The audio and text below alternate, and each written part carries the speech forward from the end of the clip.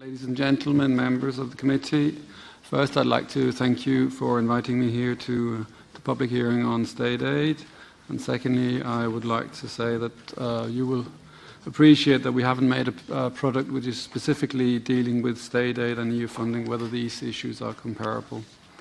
Therefore, my presentation will look at the special report we made in 2016, more efforts needed to raise awareness of and enforce compliance with state aid rules and cohesion policy, as well as our annual reports for 2015 and 2016. In our special report, we examined state aid errors detected in relation to the financial years 2010 and to 2014.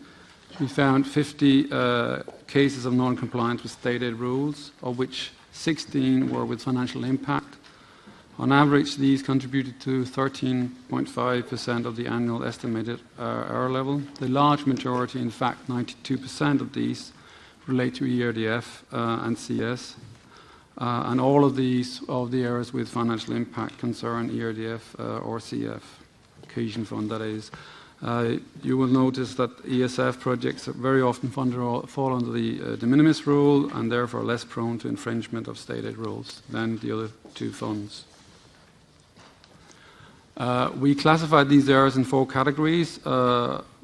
Those which are most interesting are those with too high aid intensity. They have 10 out of the 16 errors with financial impact, and absence of incentive effect. Those are 5 of 16 in this category of financial impact errors.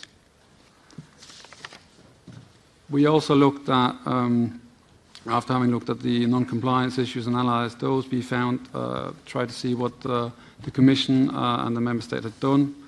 As to the detection efforts, we saw that the Commission, both DG Regio and EMPL, found many state aid errors and detected many problematic aid schemes.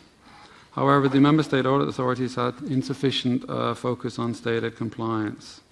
We saw that the Commission recorded the errors in various systems, but it was not able to carry out a comprehensive analysis of enabling a lessons learned exercise, thus identifying predominant error types, error causes, characteristics, etc.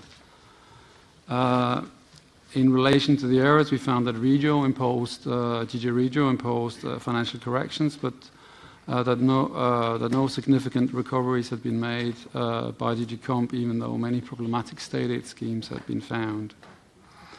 We also found that for the ex-ante conditionalities for the 14-20 period, that the conditions for state aid was assessed as positive. But for some of the member states where DG Comp had, in their monitoring exercise, found a number of problems, this didn't really coincide with the assessment. One important issue was as also mentioned by a number of speakers, the update of the GBER.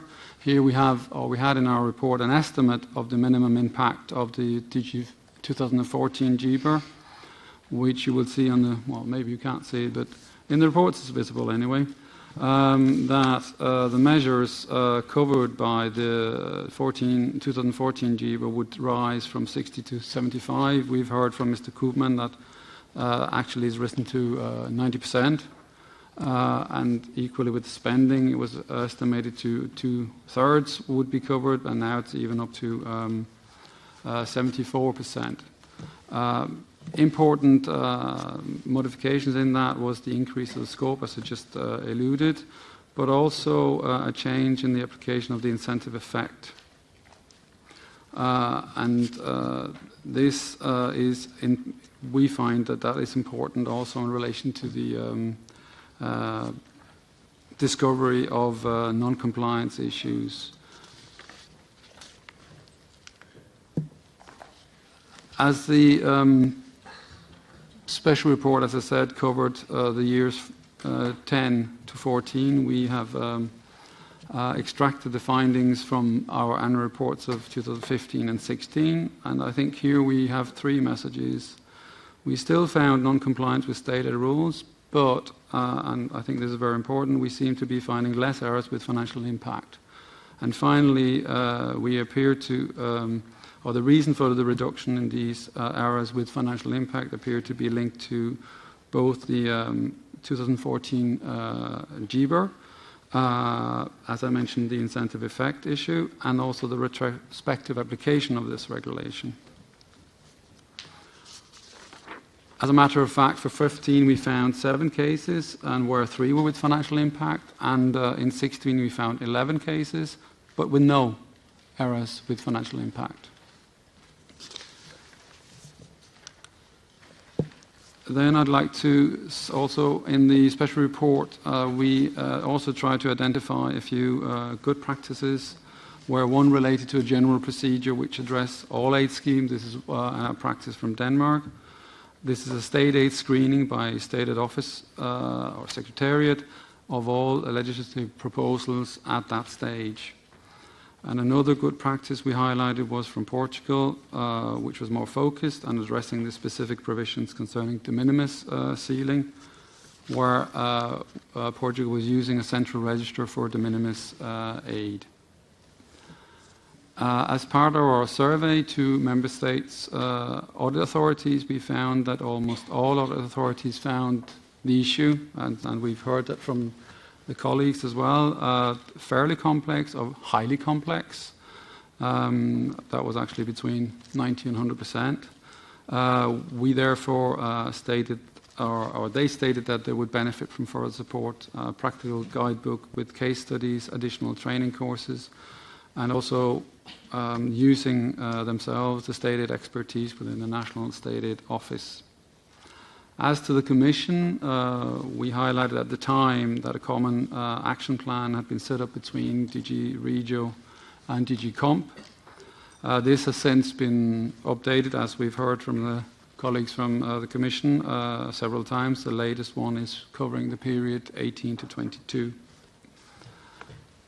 In order to improve the awareness and enforcement of state aid rules, we recommended in our special report that the Commission should record irregularities that be it in the structural funds DG's MAPHAR, and also for OLAF, the IMS, allowing a comprehensive analysis of causes, origin, etc.